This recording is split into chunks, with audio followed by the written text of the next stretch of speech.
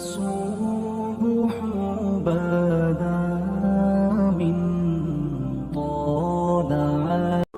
نبی پاک صلی اللہ علیہ وسلم کی حدیث ہے مسلم میں طبرانی میں، حضور نے فرمایا آؤ میں تمہیں پچھلے زمانے کے ایک ایماندار نوخیز ولی اللہ کی بات سناؤں.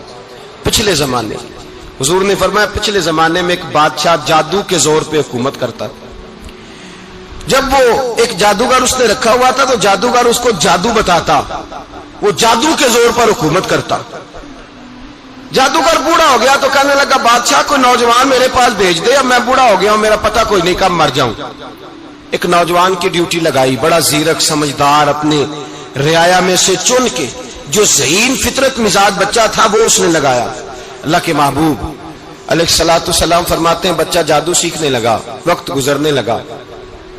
بچہ جب جادو سیکھنے جاتا تو رستے میں ایک راہب بھی تھا جو انجیل جانتا تھا، وہ اللہ اللہ سکھاتا، لوگوں کو حضرت عیسیٰ علیہ السلام کی تعلیمات سے آگاہ کرتا. اس نے دیکھا کہ یہاں بھی لوگ اکٹھے ہیں تو وہ بچہ اس راہب کے پاس بھی اٹھنے بیٹھنے لگا. اب جب اس کے ساتھ اس کی گفتگو بڑھنے لگی تو اس کو باتوں میں لذت آنے لگی. اس نے راہب نے پوچھا کہ تو کون ہے اور کس طرح سے آیا ہے، کیا تیرا معاملہ ہے؟ اس نے کہا جی میں جادو سیکھنے جاتا ہوں، آپ کی باتیں مجھے بڑی اچھی لگتی ہیں. اس نے کہا دین سیکھ، جادو سیکھنے والے کافر ہو جاتے ہیں، قرآن و حدیث سیکھنے والوں کو اللہ کامل ایمان عطا فرماتا ہے. فرمایا یہ سیکھ. بچہ بیٹھنے لگا، اس کے پاس آنے لگا، باتیں دل میں گھر کرنے لگی. ایک وقت آیا کہ مسلمان ہو گیا. اور مسلمان کیسے ہوا؟ بچہ کہتا ہے میں تجربہ کر کے ہوا. اب میں تھوڑا سا وقت جادوگر کے پاس بھی جاتا اور باقی سارا وقت وہاں بیٹھتا. میں ایک دن جا رہا تھا تو رستے میں اژدہا تھا، بہت بڑا سانپ تھا، رستہ روک کے کھڑا تھا. یہ حضور نے بیان کی حدیث.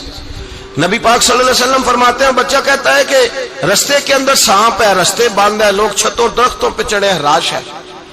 کہتے چھوٹا سا روڑا میں نے اٹھایا تو میں نے کہا اللہ اگر جادوگر سچا ہے تو اسے مار دے. چھوٹا سا روڑا میں نے پھینکا، اژدہا کوئی نہ مرا. پھر چھوٹا روڑا اٹھایا، میں نے کہا اللہ اگر وہ عالم سچا ہے تو اسے مار دے.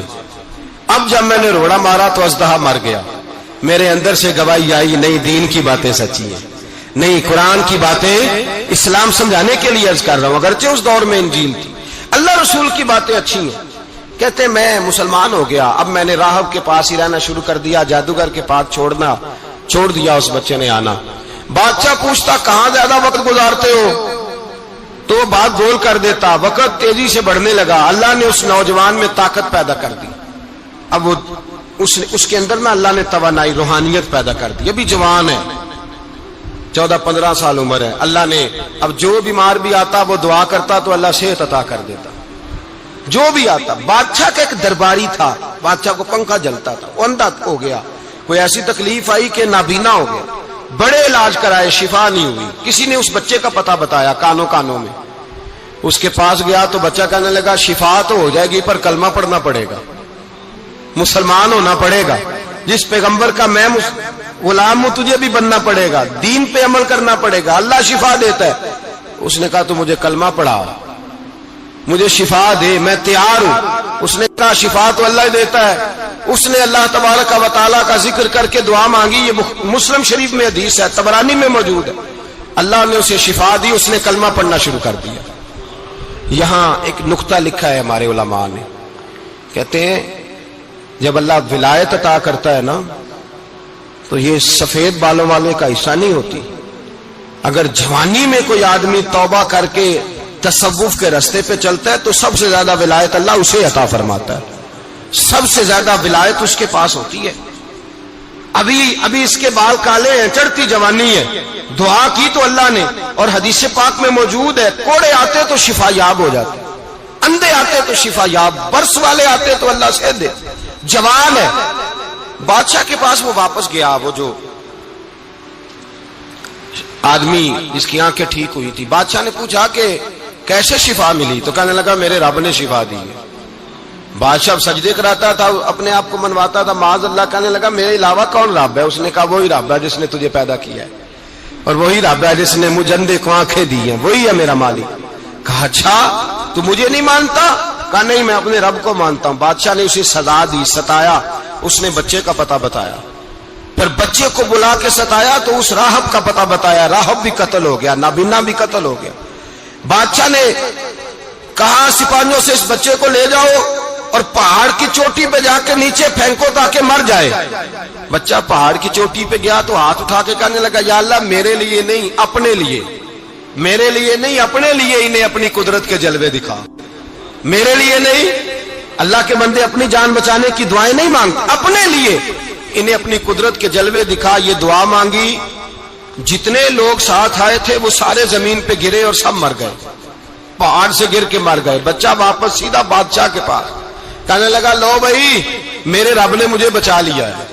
جوان کا ایمان دیکھو، میرے رب نے مجھے، بولو میرے اللہ نے مجھے ایمان کی گواہی دے رہا ہے، میں بچ گیا ہوں، تو جھوٹا ہے میرا رب سچا ہے. اس نے کہا لے جاؤ اس کو دریا میں، کشتی میں بٹھاؤ، بیچ دریا کے جا کے دھکا دے دو. بیٹھے کشتی میں، دریا کے بیچ گئے اور جب جا کے وہاں اس کو دھکا دینے لگے تو اس نے کہا اللہ میرے لیے نہیں اپنے لیے انہیں اپنی قدرت کے جلوے دکھا. بس ایک طوفان سا آیا، جتنے سپاہی ساتھ آئے تھے ڈوب کے مر گئے. وہ بچہ اٹھا اور سیدھا پھر بادشاہ کے پاس، اسی کے پاس کہنے لگا لو بھائی میرے رب نے مجھے بچا لیا ہے، تیرے پاس آیا ہوں. وہ کہنے لگا تو کیا مصیبت میرے گلے پڑ گئی ہے، کیسے جان چھوٹے گی؟ تو بچہ کہنے لگا اگر تو مجھے باندھے درخت کے ساتھ اور سارے ملک کو بلائے، لوگوں کو اکٹھا کرے، پھر تو مجھے تیر مارنا، میں تجھے بتاؤں گا کیسے مارنا ہے، میں مر جاؤں گا. اللہ کا بندہ نوجوان ایمان دیکھو، مرنے کے طریقے بتا رہا ہے، میں تجھے بتاؤں گا میں کیسے مروں گا. یہ بات کہی، بادشاہ نے سارا مجمع جمع کیا، ملک سارا باہر آ گیا، درخت کے ساتھ باندھ دیا.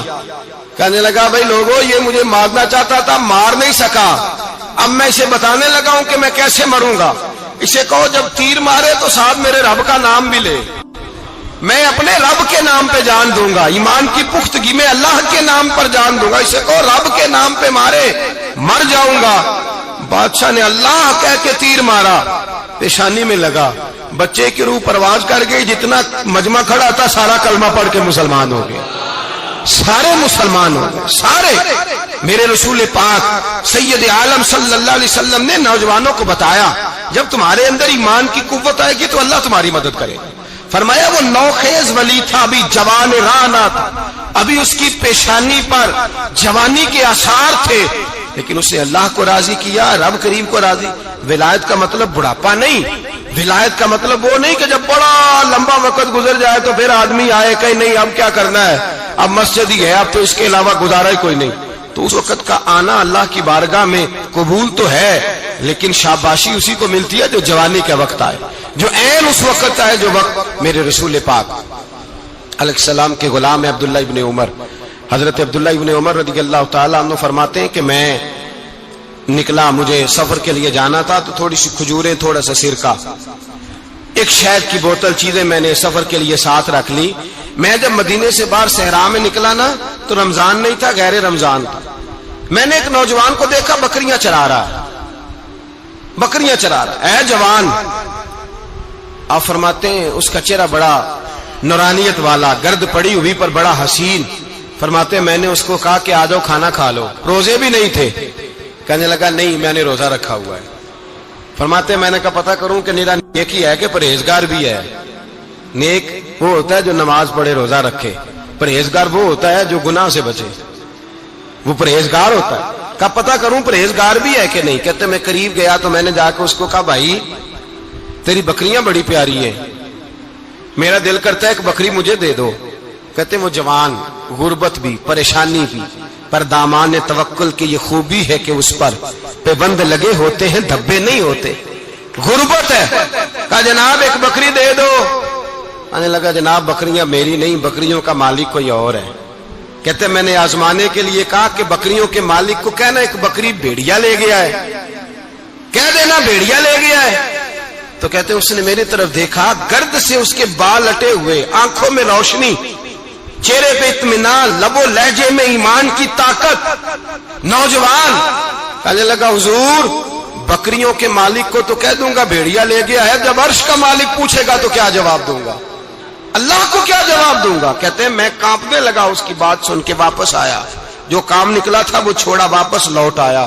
میں نے پتہ کیا کس کا غلام ہے، پتہ چلا فلاں آدمی کا ہے. کہتے میں نے پہلے غلام خریدا، پھر پتہ کیا تیرے پاس بکریاں کتنی ہیں، اس نے کہا 400. کہتے میں نے مالک سے ساری بکریاں خریدی، پھر غلام کو بلایا، پھر وہ بکریاں تحفے میں دی، تحفے میں۔ کہنے لگا حضور یہ سارا کچھ مجھے کیسے ملا؟